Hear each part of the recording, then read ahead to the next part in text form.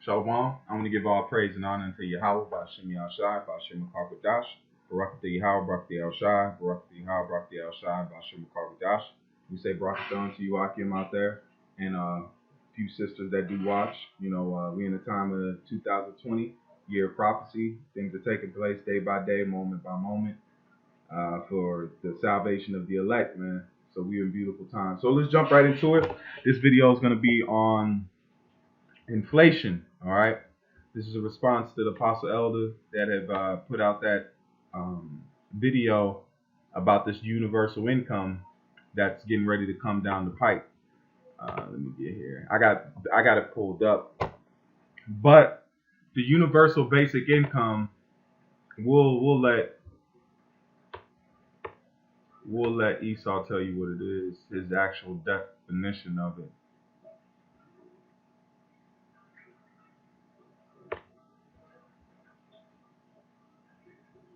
Oh, let's go ahead and click on this one. This article just came out. It says universal basic income, the end of the republic.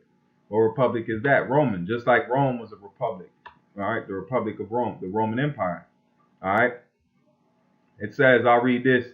It says, U.S. economy is sinking, and some on the far left have proposed a proposed plan to prevent Americans from drowning in more unpaid bills and debt. Stay home and don't worry about anything, and the government will send you a check for $2,000 every month. All right? If only it was that easy. Since the onslaught of the shutdown to flatten the curve and to prevent the nation's healthcare system from being overwhelmed, more than 30 million Americans have lost their jobs. The unemployment rate has skyrocketed to 14.17%, 14.70%. Families throughout the United States are struggling to buy food, pay their bills because the government will not let them return to work. All right. So this is Norbo ad chaos. All right. They're providing the chaos, and then they're going to provide the order to come out of that chaos, which is what? That mark of the beast, that global income. All right. It says to date, Congress has allocated more than 2.4 trillion in coronavirus-related economic aid, from the CARE Act to the Paycheck Protection Program. Congress has tried to keep businesses afloat and employees on payroll. Obviously, as the most recent unemployment report shows, the stoppage strategy is not working, all right? Because this is the Lord putting this chaos, because these elites it's a controlled demolition. Just like 9/11 was a controlled demolition, all right? Let's pull it up real quick. I'm going to show you what a controlled demolition looks like. All right, a controlled demolition is when you collapse a building, but you collapse it in a way that you can control the aftermath of it. Okay, so I just want a real quick video. I don't want this to be long. Okay, here's a compilation of some. It says 10 controlled demolitions that will make you stand up and salute. All right, so they figured out how to demolition things that'll make, it easier to clean up at the end of it. So these are pictures of different controlled demolitions.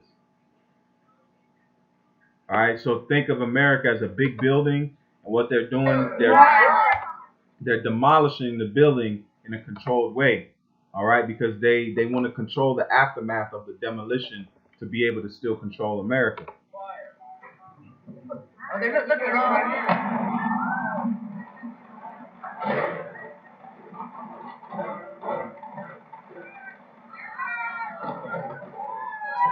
See that?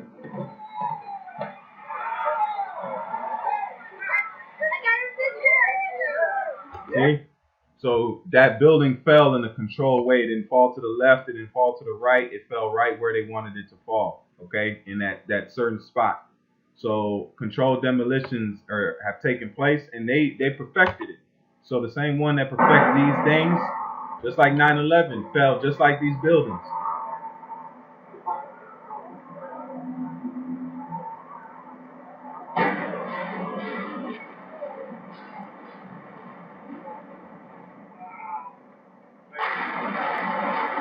See? Look,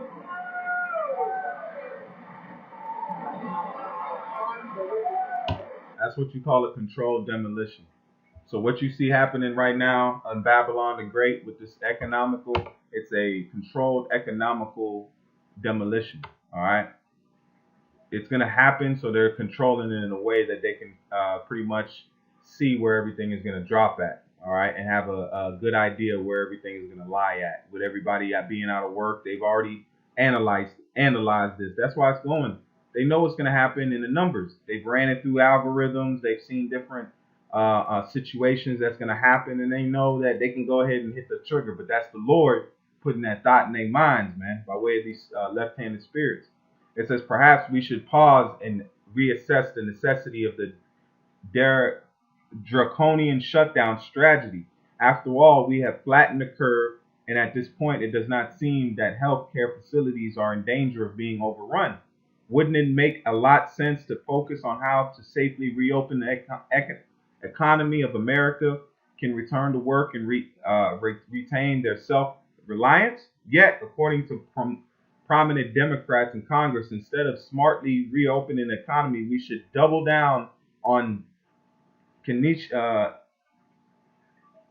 economics and just print more money than ever. In other words, Americans ought to stay home and get paid by the U.S. government. See, that's how they're setting it up. But then now let's jump to the main article I wanted to get. The main thing is right here. Inflation gone wild. The 5 most extreme cases of hyperinflation, which brothers have brought this out. But this is what happens when you print more money than you need to. And people need to go to work. Okay, there's nothing wrong with going to work. And I'm going to show you that in the scriptures. All right, there's nothing wrong with taking yourself to work. All right, because the Lord has ordained us to do what? To work. You know, we ain't in our kingdom yet, but like it says, working ain't nothing off about it. So let me labor wise, you know, because we're in slavery, but the labor wise is what I'm saying. This is Sirach 17, and let's start at 15. It says, hate not laborious work. See, so we shouldn't go against it. Of course, it's hard. You know, we're in slavery. The difference is there's nothing wrong with working. There's differences in working and not being paid for that work. All right, because then you're likened unto a servant. Okay, but a servant even gets a severance package in the ancient world. All right, you work a set amount of years. After those set amount of years, you're good. All right, you've worked your job of servitude. Now you can get your own. It says use Salakia 15. Hate not laborious work, neither husbandry. What's husbandry? Gardening, farming, being a farmer. It says which the Most High has ordained. So the Most High ordained laborious work, husbandry. All right. Number thyself among the multitude of sinners, but remember that wrath will not tarry long. All right, just like you see now, wrath ain't tarrying to come to Babylon. All these things they're trying to do to save Babylon, put bombs on Babylon, you can't save it, man. It's showing itself that there is no saving this thing, man, because this thing is going to be dropped by the elites, and then the Most High Himself is dropping this place down, man. All right, this is 2 Thessalonians 3 and 10. This is 2 Thessalonians 3 and 10. It says, for even when we were with you, it says, for even when we were with you, this was commanded that if any would not work, neither should he eat. All right. For we hear that there are some of which walk among you disorderly, working not at all, but are busybodies. So even in the truth, you got to work. All right. In the truth, you got to work spiritual work, doing the work of evangelist, if you want to say. All right. Doing the work of Yahweh Shem Yahshai, because we're going to receive payment at the end of this job. We've been bid into the field, and the price is a penny a day. We're all laborers in this field. The price is a penny a day, which is salvation and a seat in the kingdom of Yahweh Shem Yahshai, the first go around. Okay. So just like you work in the physical world, Same thing with this truth. You work in the truth. Same thing. You got to work in the physical world to receive a paycheck, man. All right. If you don't want to work, you don't eat. What did the Lord tell Adam? You shall toil, man. So what the Lord telling us is universal income is off, man. The Lord didn't say that everybody sit around and chill out and everybody just get a paycheck. No, because that's going to lead to dependency on the government. That means right now our people are already dependent because they don't know how to farm, they don't know how to hunt, they don't know how to fish, they don't know how to trap, they don't know how to produce things, make things. Everything is in others' hands to get their product. When that in history hasn't been that. People knew how to sew, people knew how to cook, people knew how to grow and garden. It wasn't you had to go to Walmart and read directions on the back of a seed pouch to figure out how to grow things. No, it was already a well-known thing. So now we're being more and more dependent on this government, because the word government means control of the mind. Gov to control, mental, mentis, which means your mind, man. And the apostle brought that up. So they're trying to control and make you more and more subject unto their will by this universal income, man. Okay? Because the Lord didn't set this thing up. The Lord set up what? You go out there, labor, you get yours, man. But if there's a situation with the poor, they're always going to be poor. That's why we had a 10% law, where we would have that 10% for the poor. As Ecclesiastes 11:4, he that observeth the wind shall not sow, and he that regardeth the clouds shall not reap. As thou knowest not what is the way of the spirit, nor how the bones do grow in the womb of her that is with child, even so thou knowest not the works of the Most High, who maketh all. In the morning, sow thy seed. Get up, work, do something, man. In the evening, withhold not thine hands. That means when it comes to the night, because sometimes you got to work into the night, especially with husbandry. You got cattle, you got different things. You got to feed them in the morning, feed them at night. It says, for thou knowest not whether, it says, let me read it again. In the morning, sow thy seed, work. In the evening, withhold not thy hands. For thou knowest not whether, it says, whether shall prosper, neither is or that, or whether they both shall be alike good. So you don't know what's going to happen, man. You don't know what's going to be down the pike, but hey, you sow and do your work according to it. Because it might be a good harvest or it might be a bad one, but you don't, it says him that try to read the skies, you ain't going to prosper, man. Those that the farmer's almanac and all that, you ain't going to prosper, man. Because the will of Yahweh Shem Yahshai will be what it will be, just like in the time of Joseph in Egypt. That was an economical save. The Lord saved Egypt economically, man. All right. So let me jump into the article. I'm diving into the precepts, a little bit before, but that's how the spirit. So let's go into inflation.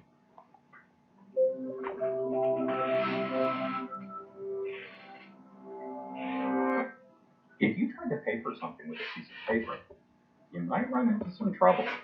Unless, of course, the piece of paper was a $100 bill. But what is it that makes that bill so much more interesting and valuable than other pieces of paper? After all, there's not much you can do with it. You can't eat it. You can't build things with it, and burning it is actually illegal. So what's the big deal? Of course, you probably know the answer. A $100 bill is printed by the government and designated as official currency, while other pieces of paper are not. But that's just what makes them legal. What makes a $100 bill valuable, on the other hand, is how many or few of them are around. Throughout history, most currency, including the US dollar, was linked to valuable commodities, and the amount of it in circulation depended on a government's gold or silver reserves. But after the US abolished the system in 1971, the dollar became what is known as fiat money, meaning not linked to any external resource, but relying instead solely on government policy to decide how much currency to print. So which branch of our government sets this policy? The executive, the legislative, or the judicial? The surprising answer is none of the above. In fact, monetary policy is set by an independent Federal Reserve System, or the Fed, made up of 12 regional banks in major cities around the country. Its Board of Governors, which is appointed by the President and confirmed by the Senate, reports to Congress, and all of the Fed's profit goes into the U.S. Treasury. But to keep the Fed from being influenced by the day-to-day vicissitudes of politics, it is not under the direct control of any branch of government. So why does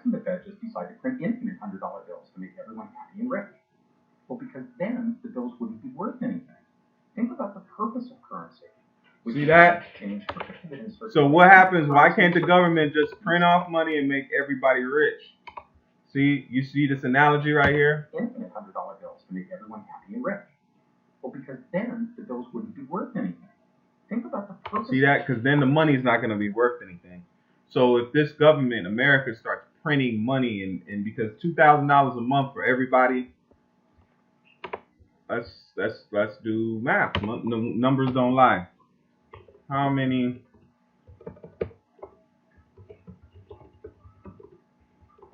Okay. How many people live in the U.S. today? Okay. Census 2020. All right. Let's do.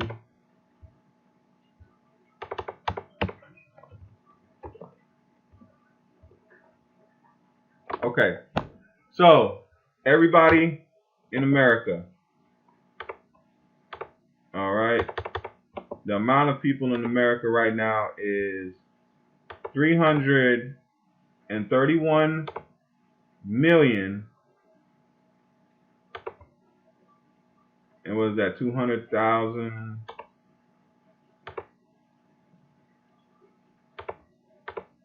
Okay.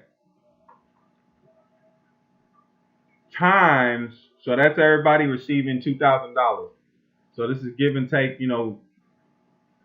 kids and all those that their parents will receive that 2,000. So times 2,000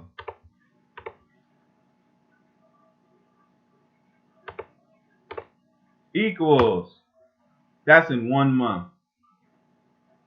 This is what's gonna happen in 1 month. Our money is gonna go.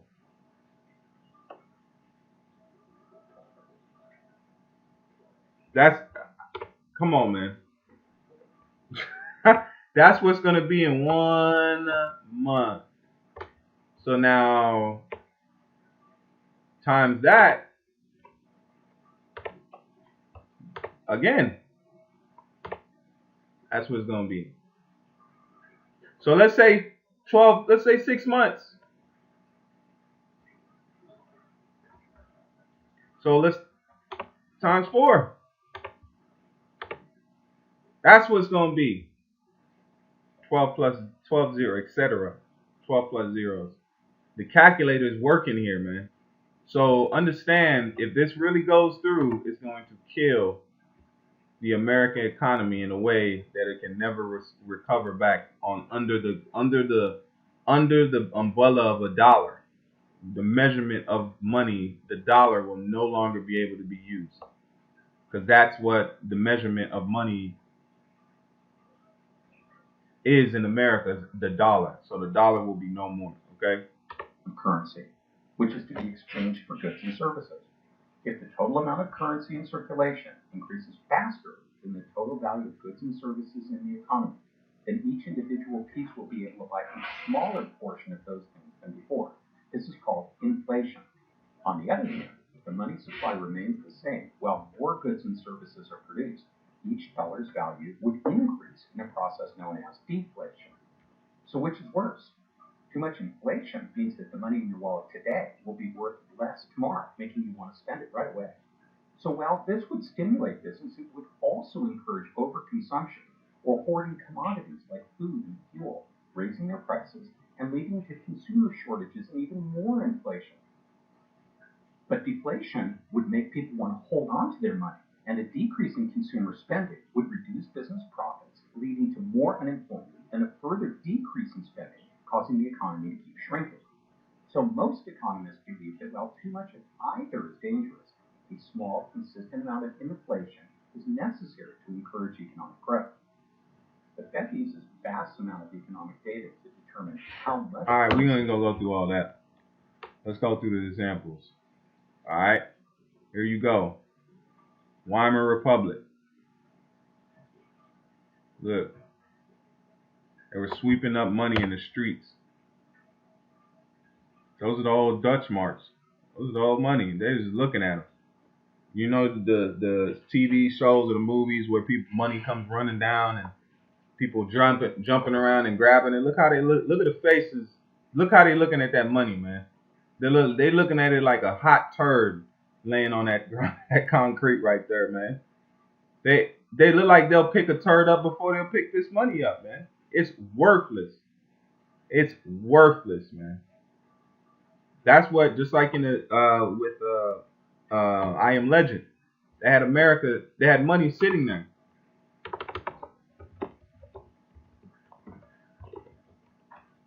You know, they had money just sitting there. You know, they had money just like it was nothing. Why? Because money did not mean anything. I don't want to go to the exact scene, but let's keep going. All right, so you had Hungary, right? Let's keep going. Then we just gonna go down through the major ones because this has already been said. Then you have Zimbabwe, $100 trillion in one bill. It's ridiculous, man. Once you look at it, that's how you need wisdom to run a society. The world, you need a people with wisdom to run this world, man. All right, Yugoslavia, 500 billion denarii banknotes. My goodness. Weimar Republic, or Slovakia. This was the Hungary. This is worse than Weimar, but this is Hungary. They were just sweeping it up. They were just showing the money. But here goes the Weimar. There it is right there. 50 million mark banknote. Greece. All right. So these things are coming, man. So my thoughts on it, it will lead to the mark of the beast because there will not be the dollar won't be able to stand. There won't be a choice but to bring in another currency. The elites don't want to just put the currency. They want to give no choice but the currency. There's going to be nothing else to be used. The dollar is going to be worthless. If they start printing out money like they're talking about it, it's going to be worthless. They have to bring in a new currency. And just like paper has been phased out, man, they're going to say, oh, now with paper, we can't use paper. Everybody needs to, they'll probably make a card, man. They'll either have a card first, a universal card, where everybody's got a number, your card is on that. And then they'll start the card, and then once that, then they'll go to the chip, man. You know, they might go off the chip off the rip and say, you know, who doesn't want it, don't want it. Or to pacify the people, they could start off with a card, man, and start, you know, moving that along, right along with the vaccines, man. That card and that vaccines could be hand in hand. You got your card and your vaccine simultaneously. You come get a vaccine and get your card, man. You got the new money. So, hey, they can do however they want to do it, man. You know, but that's why it says wisdom and knowledge shall be the stability of thy time. Knowing these things is what's going to keep us in the seat, as you may say, once this thing goes down. Everybody else gonna bug out, man. I see it. They gonna bug out, man. They gonna bug out. They gonna go crazy. They say, man, we don't know what to do. This is 1 Thessalonians 4 and verse 11. It says, and that ye study to be quiet and to do your own business and to work with your own hands as we commanded you, that ye may walk honestly towards them that are without, and that ye may have lack of nothing. Was Paul not a tent maker?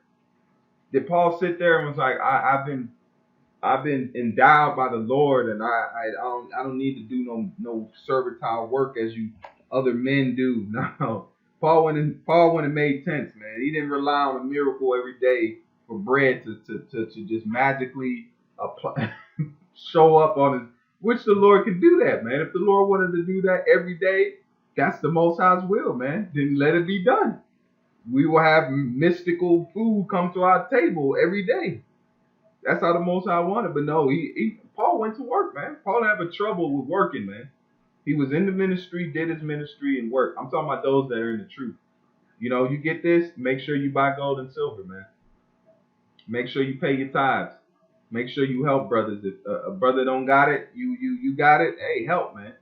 But make sure you buy gold and silver because this money is gone, man. The dollar will be destroyed if they do. If this passes and checks start coming out, I already showed you the math, man. All right, there's 330 million people. Each of them getting $2,000 a month. The money's gonna go crazy, man. All right, we're gonna have $100,000 banknotes. They might put a Trump on one of them, you know. But with that, I want to give all honor and praise unto Yahweh, Ba'ashem Yahushai, Ba'ashem Karkadash, Barakatha Yahweh, Barakatha Yahushai, Barakatha Yahweh, Barakatha Yahushai, Barakatha Yahweh, Barakatha Yahushai, Ba'ashem Karkadash. Shalom, Akim, keep faith. We almost there. Shalom.